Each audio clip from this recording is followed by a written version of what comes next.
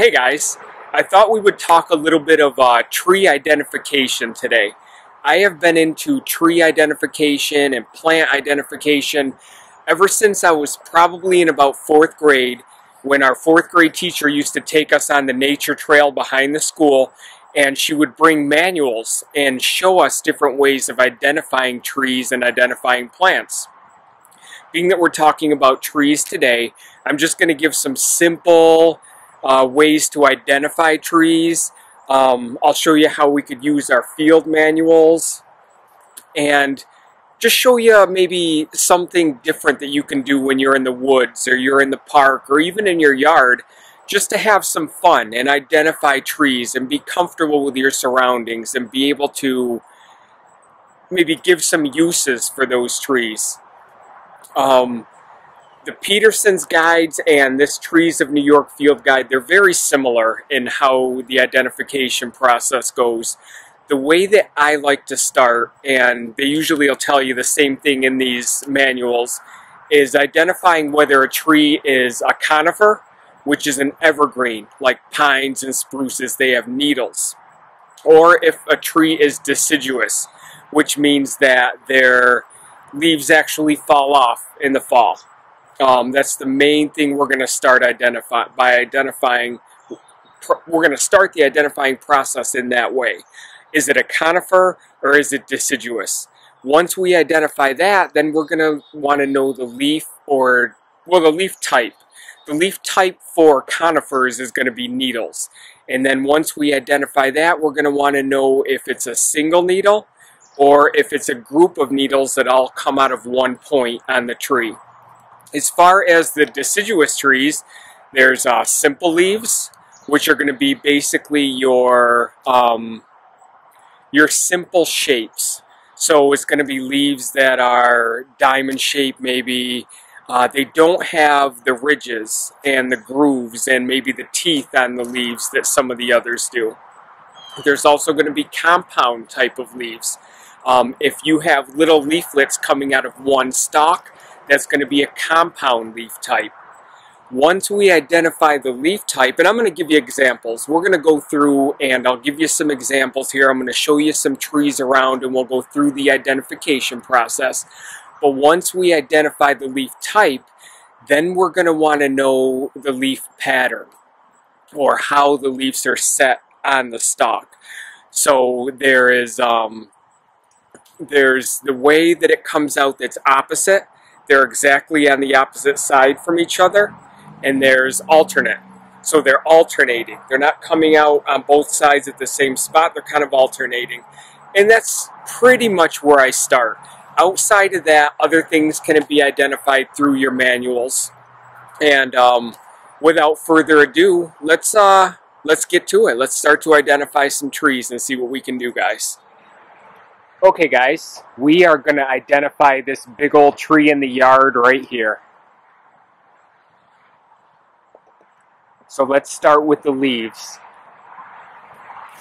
The first thing we want to do is identify, is it a conifer or is it deciduous? There's no needles. This isn't an evergreen. These leaves will fall off in the fall time, in the autumn. So this is a deciduous tree. Once we've identified that, we now want to identify the leaf type. So the way that I look at it, is it simple or is it lobed?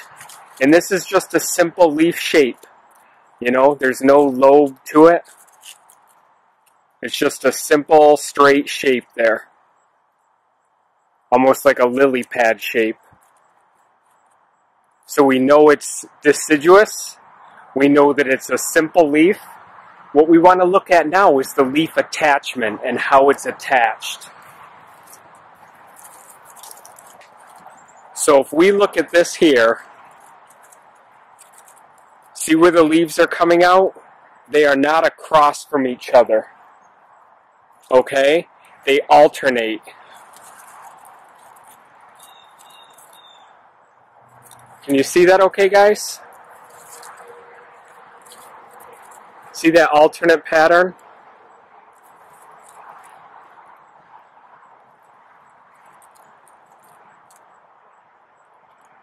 So we know it's a simple leaf with an alternate pattern, so we're going to call that simple alternate, okay?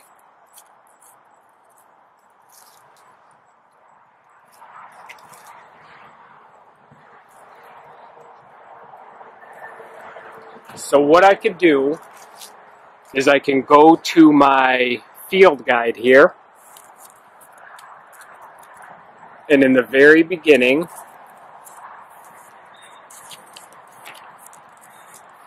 there's a graph. Conifer and deciduous, we've concluded that it's deciduous. It's a simple leaf with no lobes, and it's an alternate pattern. So that's going to lead us to pages 51 to 145. So we'll know that our tree is going to be right in that range.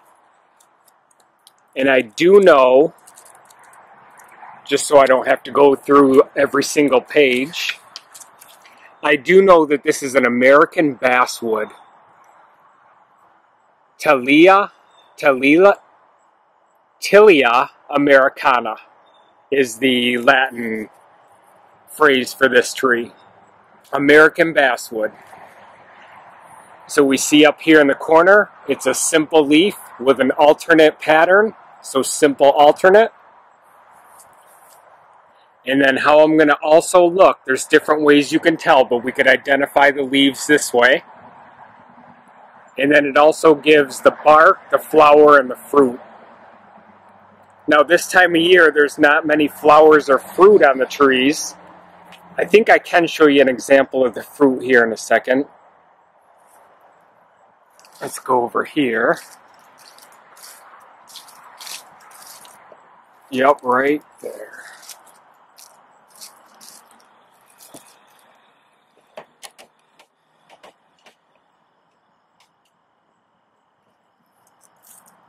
You see the fruit right there, guys? There's the picture of the fruit, and there's our fruit right there. One more way to tell in cross-referencing is let's get a good look at the bark.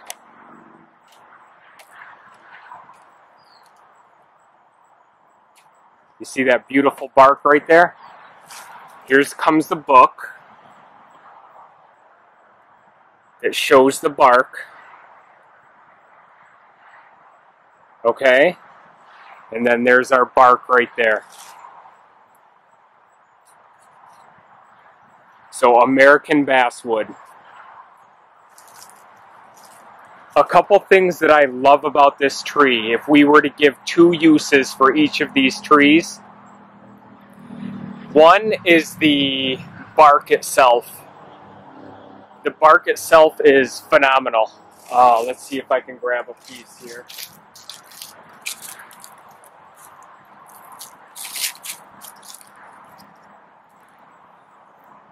This American basswood bark is very stringy. So one, it's going to scrape really well with the spine of your knife. You can scrape that and get really good fine shavings to start your fire. Two, it's very strong, stringy bark. So what you can do is you could either use this, you can use this bark for cordage, and you can either do a braid or you can do a twist tie. And this inner bark for the American basswood is very strong and it holds up very well. All you need to do is add strength by either twist tying it or braiding it. But it's very, very good bark for that. So it's a great tree. I use it for a lot of bushcrafting stuff and I love it. American basswood. Okay guys, next we're going to identify this beauty right here. And we have some hanging leaves which are just very inviting for us to identify. So the first thing I want to point out, you see the leaf there? As opposed to our American basswood, this is lobed. So the American basswood was a simple leaf. This one is a lobed leaf. You can see it has some different patterns in it. Whereas the American basswood leaf was just one solid pattern. The other thing I want to draw your attention to is the leaf attachment pattern. Remember how the American basswood was alternating? But as you can see on this one, they're directly across from each other. That leaf attachment is directly across.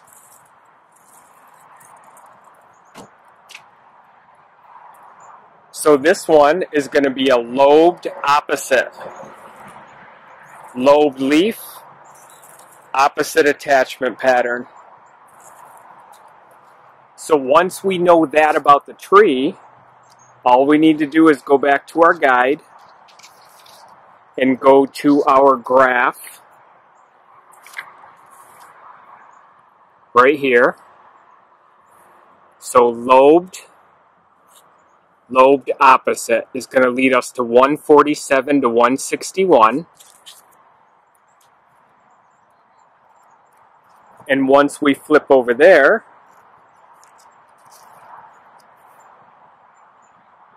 we would just go through each of the pages on 147 to 161.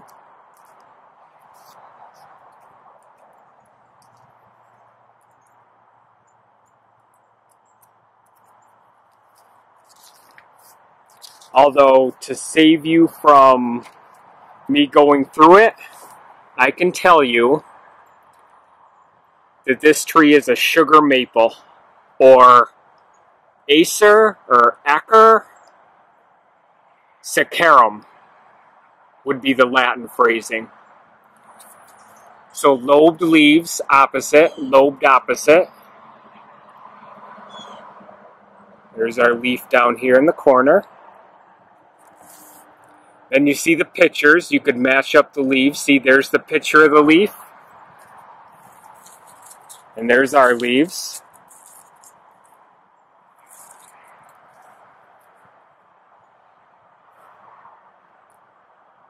There's no flower or fruit this time of year, but it does have these little helicopter things for fruit.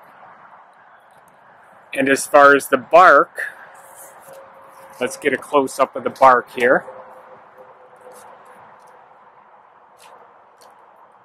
There's our bark. And here is the book's bark. The picture that they show us right there. And then there's our bark. So the way you can tell in some of these in the description is that it's gray. The ridges they're not regular. They're irregular and they're very narrow. A couple of main purposes. First of all, this is the state tree of New York, guys. The sugar maple is the state tree of New York. The number one purpose for this tree is maple syrup.